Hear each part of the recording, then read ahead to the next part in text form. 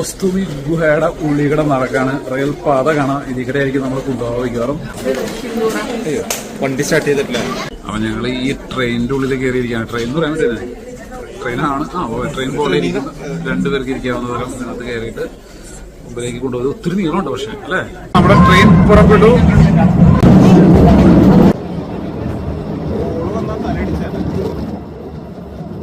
ലോകത്തിലെ ഏറ്റവും വലിയ കാർസ്റ്റ് ഗുഹകളിൽ ഒന്നാണ് പൊസ്തുമിയ ഗുഹ. ഇതിന് ഏതാണ്ട് 24 കിലോമീറ്ററോളം നീളമുണ്ട്.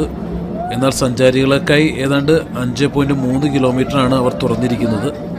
റെയിൽ പാളങ്ങളിലൂടെ ഇത്തരത്തിലുള്ള വളരെ നീളത്തിൽ ഒരു റോയിൽ 2 പേർക്ക് മാത്രം ഇരിക്കാൻ സാധിക്കുന്ന രീതിയിലുള്ള ചെറു ട്രെയിനുകളിലാണ് സഞ്ചാരികളെ ഇതിനുള്ളിലേക്ക് പ്രവേശിപ്പിക്കുന്നത്. 1818 പുറംലോകം ഈ ഒരു ഗുഹയെപ്പറ്റി അറിയുന്നത്. 1872 തന്നെ ആദ്യ ട്രെയിൻ ഇതിനുള്ളിലേക്ക് സർവീസ് ആരംഭിച്ചു. അതായത് ഇന്നിപ്പോൾ ഏതാണ്ട് 150 വർഷം കഴിഞ്ഞിരിക്കുന്നു. ഒരു അമ്യൂസ്മെന്റ് പാർക്കിൽ എന്ന പോലെയാണ് ഈ ട്രെയിൻ ഇതിലൂടെ സഞ്ചരിക്കുന്നത്.